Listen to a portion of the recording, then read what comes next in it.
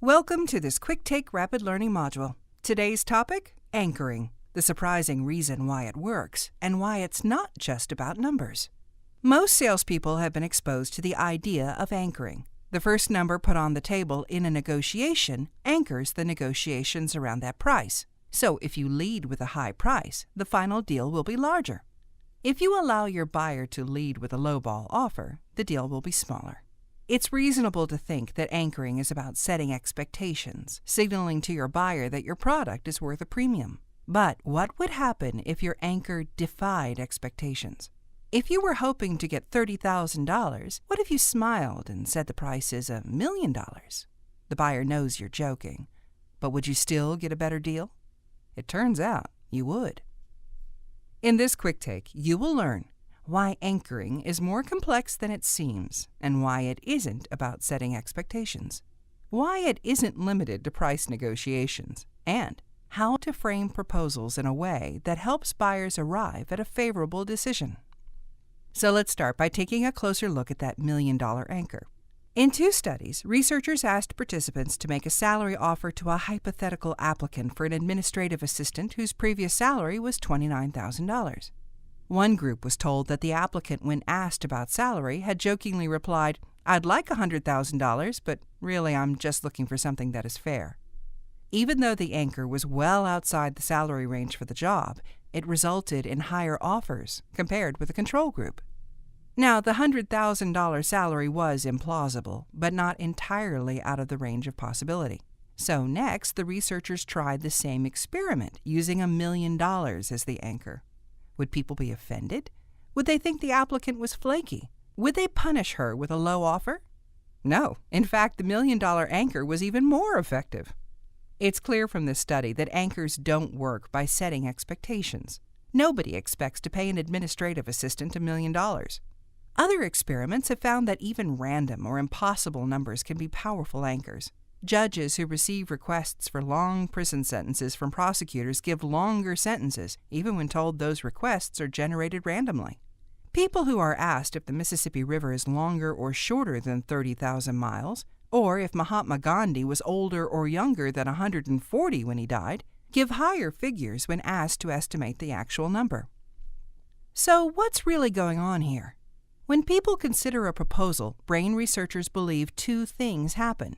They frame the proposal as a hypothesis to be tested, and then they test that hypothesis in light of their relevant knowledge and experience. And since we can't consider everything, the brain selects only the knowledge that it deems relevant. So the hypothesis you present determines what information the buyer will bring to bear.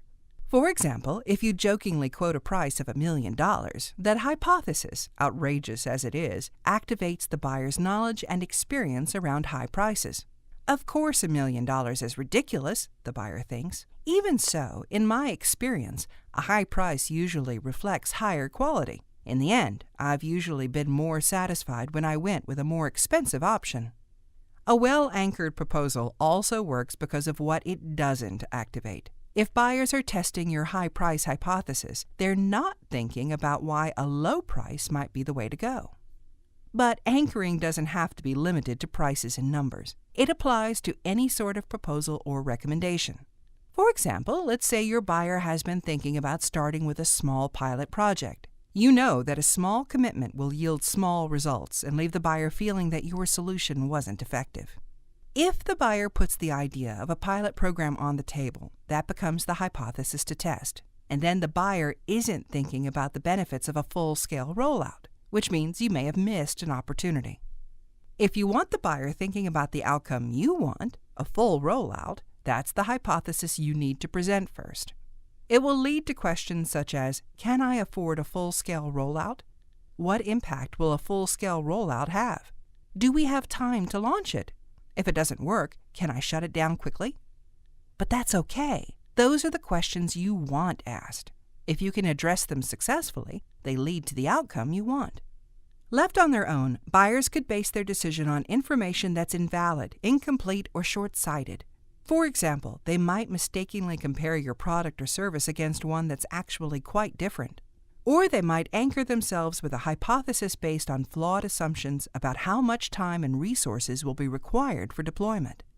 As with price anchoring, knowledge and experience anchoring is about being a step ahead of buyers.